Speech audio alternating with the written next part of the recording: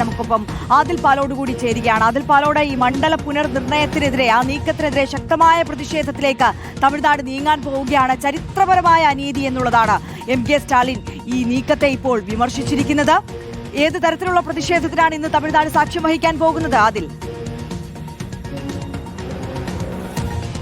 തമിഴ്നാട്ടിൽ കരിങ്കൊടി പ്രതിഷേധത്തിന് ആഹ്വാനം ചെയ്തിരിക്കുകയാണ്. വീടുകളിലും പൊതുവിടങ്ങളിലും കരിങ്കൊടി ഉയർത്തണം എന്നുള്ളതാണ് DMK നേതാവും മുഖ്യമന്ത്രിയുമായ സ്റ്റാലിന്റെ ആഹ്വാനം. അതുകൊണ്ട് തന്നെ തെരഞ്ഞെടുപ്പ് കാലമായതിനാൽ ഇതിനെ ശക്തമായ രൂപത്തിൽ നേരിടാം എന്ന് തന്നെയാണ് DMK നിശ്ചയിച്ചിരിക്കുന്നത്. ഇന്നലെ DMK ജില്ലാ അധ്യക്ഷന്മാരുടെയും MPമാരുടെയും യോഗം അടിയന്തരമായി സ്റ്റാലിൻ വിളിച്ചു ചേർത്തിരുന്നു. അതിലാണ് ഇങ്ങനെ ഒരു തീരുമാനത്തിലേക്ക് കാര്യങ്ങൾ എത്തിയത്.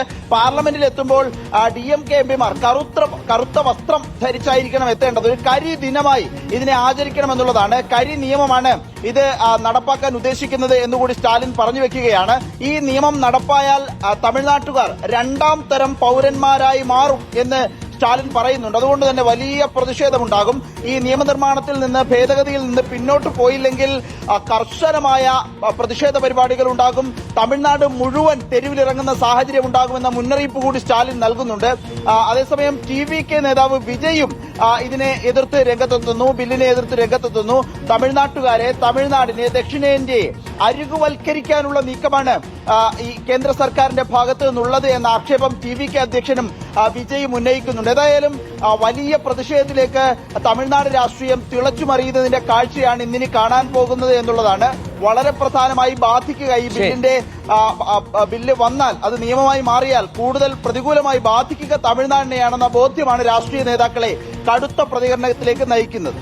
ശരി, ആദിൽ പാലോടാണ് ഇപ്പോൾ തമിഴ്നാട്ടിലെ പ്രതിഷേധവുമായി ബന്ധപ്പെട്ട വിവരങ്ങൾ നൽകിയത്. റഹീസ് റഷീദ് കൂടി നമുക്കൊപ്പം ചേരുകയാണ്. Rahees, good morning. ഇന്നലെ തന്നെ കേരള മുഖ്യമന്ത്രി പിണറായി വിജയൻ നിലപാട് വ്യക്തമാക്കി കഴിഞ്ഞു. ഫെഡറലിസത്തിനെതിരായിട്ടുള്ള നീക്കം, ഭരണഘടനാ വിരുദ്ധമായ നീക്കം, ഈ സ്ത്രീ സംവരണം മുൻനിർത്തിക്കൊണ്ട് രാഷ്ട്രീയം കളിക്കാൻ കേന്ദ്ര സർക്കാർ ശ്രമിക്കുന്നു. അപ്പോൾ ഇതേ തുടർന്ന് ഇനിയിപ്പോൾ CPIM, അതോടൊപ്പം കോൺഗ്രസ് ഉൾപ്പെടെയുള്ള കക്ഷികൾ കേരളത്തിൽ ഏത് തരത്തിലുള്ള പ്രതിഷേധമായിരിക്കും സംഘടിപ്പിക്കാൻ ഉദ്ദേശിക്കുന്നത്? കേരളത്തിലെ മുഴുവൻ രാഷ്ട്രീയ പാർട്ടികളും ഇത് കേരളത്തിനെ സംബന്ധിച്ച്, ഉത്തരേന്ത്യൻ സംസ്ഥാനങ്ങളെ പ്രത്യേകിച്ച് കേരളത്തെ സംബന്ധിച്ച് വലിയ തിരിച്ചടി ഉണ്ടാക്കും എന്ന വിലയിരുത്തലാണുള്ളത്.